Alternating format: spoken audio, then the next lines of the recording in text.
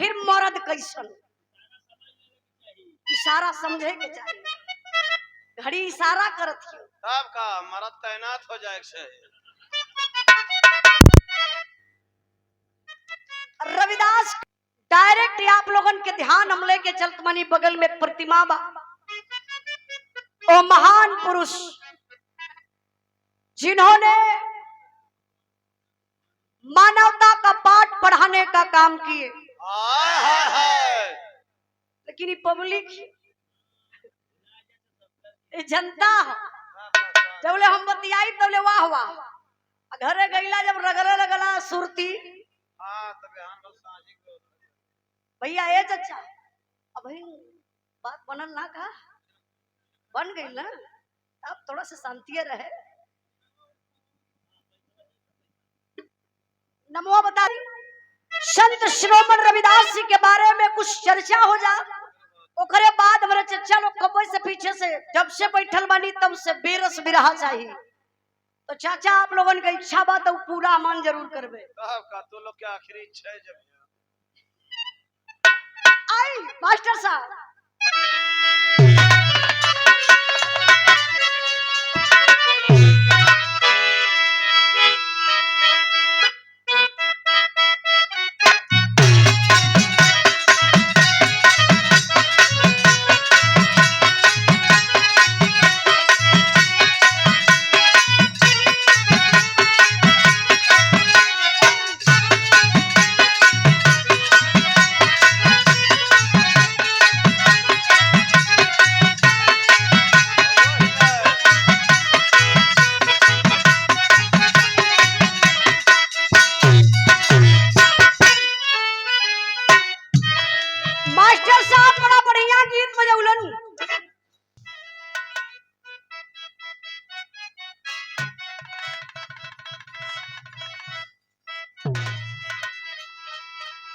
नाम चचा बता दी।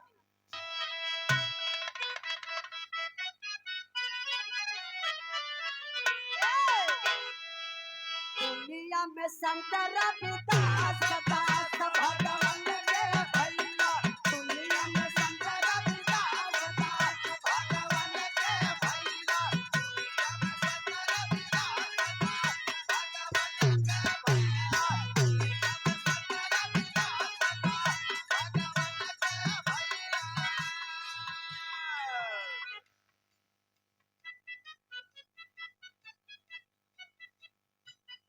हमारे बड़े भैया बिरहा के बड़े ही शानदार कलाकार।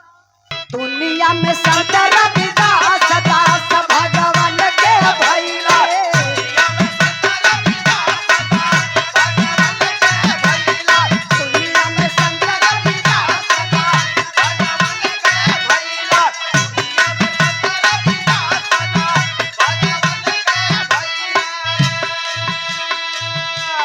भला ही हो रहा सुना उनकर गरीबिया,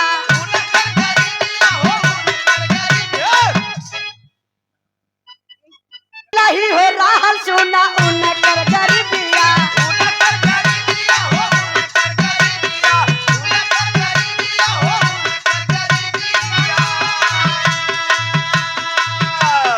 हरि का भजन बस बुझल नसीबिया, बुझल नसीबिया हो बुझल नसीबिया, बुझल नसीबिया हो बुझल नसीबिया।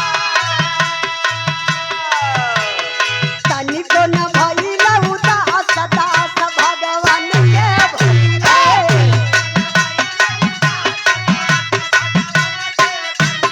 तनिको न भइला उदास दास भगवान के भैया, तनिको न भइला उदास दास भगवान के भैया।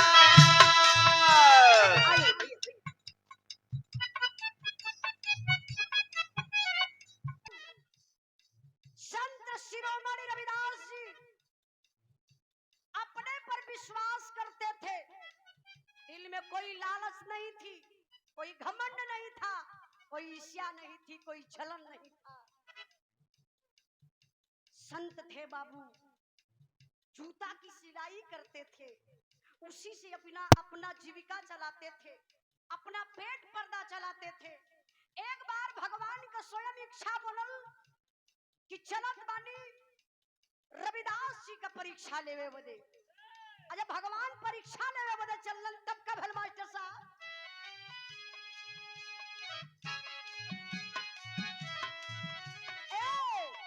ये कबेरी भइल भगवान जी का इच्छा।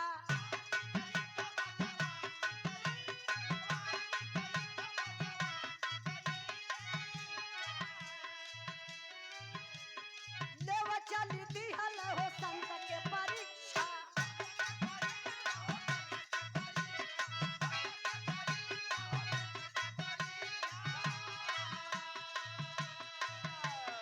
सोचे रविदास जी के पास दास भगवान के भइला।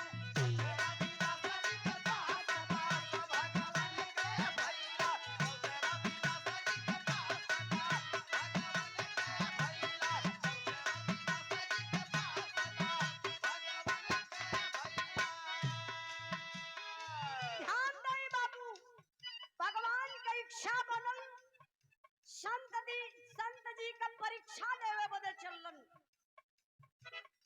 अब परीक्षा लेवे बदे चलन तो सोचलन कि एक बार परीक्षा में मैं ये देखता हूँ संत शिरोमणि रविदास जी के अंदर कुछ लालच है कि नहीं। यह सोच के भगवान एगो काम कैलन। का कैलन मास्टर साहब? लगे भगवान हो थमावे उनके सोनावा।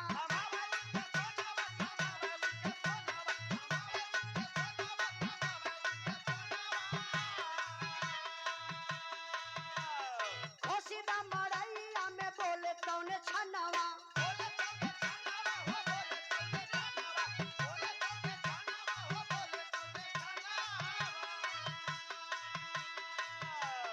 पहले भगवान तब निराश दास भगवान के भइले।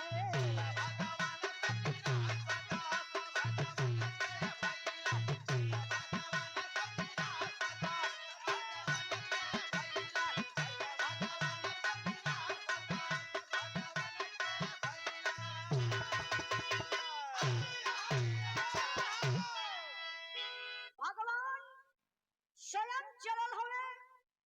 संत रविदास जी अपने कुटिया में बैठ के जूता का सिलाई करत हो।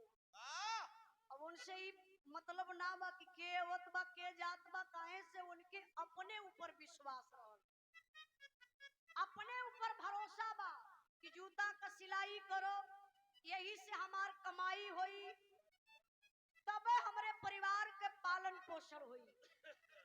लालच नहीं बा, लेकिन भगवान कुछ सोना थमावत हुआ संत रविदास जी के। संत रविदास जी उधर नजर भी नहीं कल, कल एक काम करो ई मड़ैया में खोस दा। अब भगवान वही मड़ई में सोना खोस के चल दहल। फिर कुछ दिन के बाद भगवान के इच्छा बनल, चलल हम परीक्षा लेवे बदे। अगर लालच होगी अंदर तो उस सोना को रविदास अपने मड़ई में से निकाल लिया होगा। लेकिन जब भगवान चलते हैं तो होता है क्या? कुछ दिन बाद प्रभु फिर वहां आइले।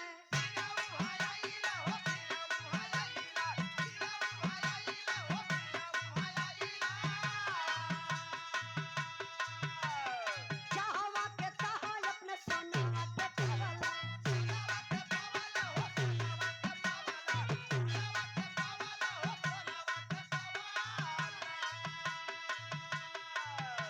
कुछ दिन के बाद भगवान स्वयं फिर आते हैं और देखते हैं रविदास जी, संत शिरोमणि रविदास जी जूता की सिलाई कर रहे हैं। अब भगवान जब देखते हैं बाबू मड़ई के तरफ, तो जो सोना रखे थे भगवान, सोना वहीं तो वहीं पड़ा था। सोना को संत शिरोमणि रविदास जी हाथ से छुए तक नहीं। इसका मतलब आप लोग समझते हैं? इसका मतलब जानते हैं? आप अपने अंदर लालच मत रखिए, लालच मत करिए। अपने संत महापुरुषों को के पद पर चलना सीखिए। जिस दिन आप लोग बोलते हैं कि समाज गंदा है, समाज के लोग गंदे हैं, लेकिन नहीं, हम और आप, हमारी और आपकी सोच गंदी है।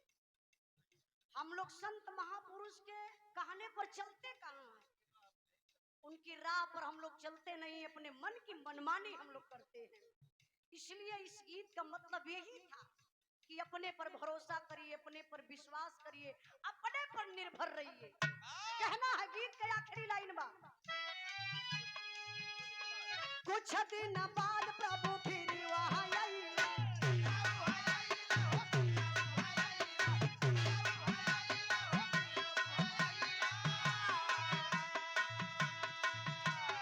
चाहवा के चाहा अपने सोनावा के पवला,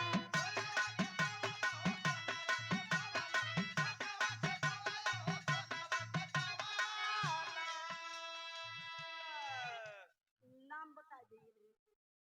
कुछ दिन बाद प्रभु फिर वहां आए,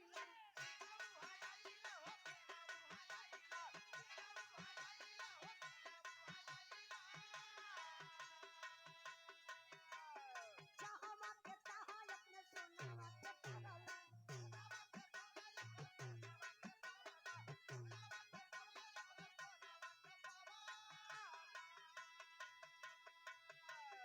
चाहे लालू चाला पिसवा सदा भगवान के भीतर।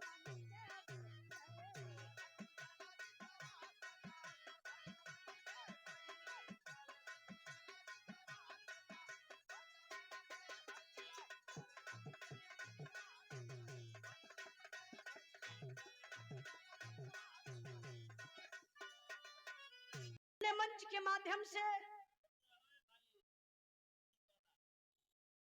संत रविदास गुरु जी के चरणों में श्रद्धा सुमन अर्पित करती हूँ और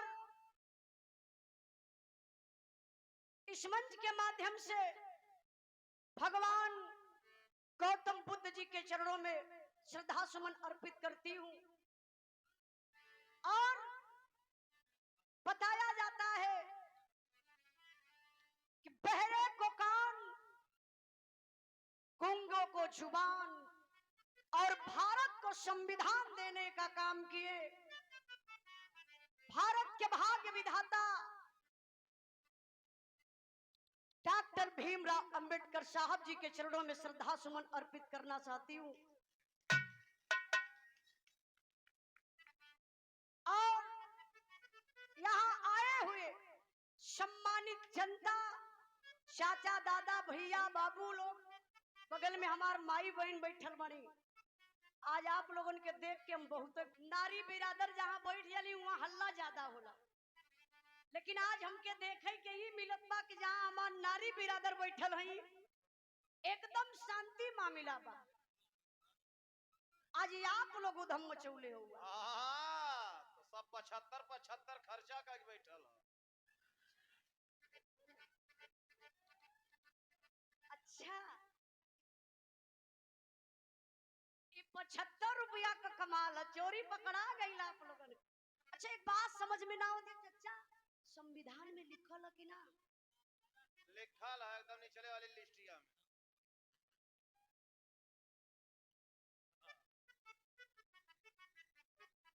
इस कार्यक्रम के आयोजक हमारे बड़े भैया आप माननीय बिरादर आपको पैसा दे ही ना रात भर में।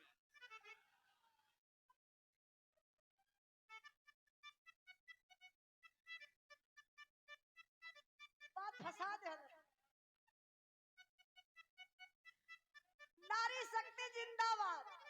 तरी से आप लोग समझी, आप लोग तरी जल्दी समझेला, हमार बिरादरी समझे में थोड़ा लेट हो जाले, ऐसे लोगन के हम पहले संकेत कर डाली है। हाँ कि जाके पैसा ऐसा लेके बैठा। हम बिरहवा गावत ला तब तो डाका मारिला, आ इनके जब पैसे लेबा।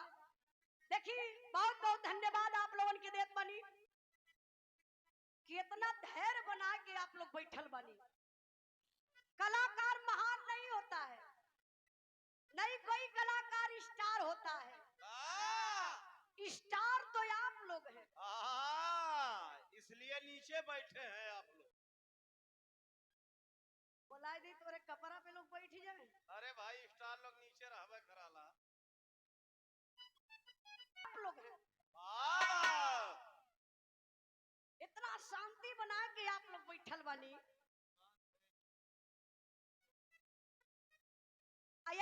हम चाहब कि आप लोगन का शांति बनल रहे, ठीक है ना? वादा करत हवा लोगन ना, उस सबके लगा था कि आधी रात हो गई, धीरे धीरे उतरले के बाद तजे जा वही तो। हाँ मस्त। अरे भैया सब एडवांस में रखा ला हो, सब कागरतिया भर जाके एडवांस वाले के तो मन पकड़ी ले। तो देखिए बहुत बहुत धन्यवाद आप लोगन के देत बानी, बड़े धैर्यवान आप लोग हैं, हम कलाकारों के भगवान हैं। हम तो ईटा पत्थर खींच खींच मारे शुरू करे ए मूर्खरा, ई पब्लिक बा, बुझत है। इहे लोग फूलो माला देला तो इहे लोग ईटवो पत्थर देला, वह चाहते हैं ताई भैया आप लोग इनके कहला पर जनैया काम शुरू कर दिया। आप लोग क्षमा करना के कष्ट करिएगा। ए कक्का, बताया जाता है ज्यादा चलने वाले थक जाते हैं, हाय हाय हाय, ज्यादा बोलने वाले लात भी खाते हैं। अच्छा तो यहाँ ज्यादा के बोलत हो? तू और दीवाना भाई। अब भैया हम कुछ बोलब नहीं। बैठा फिर वन्ने गावेदा।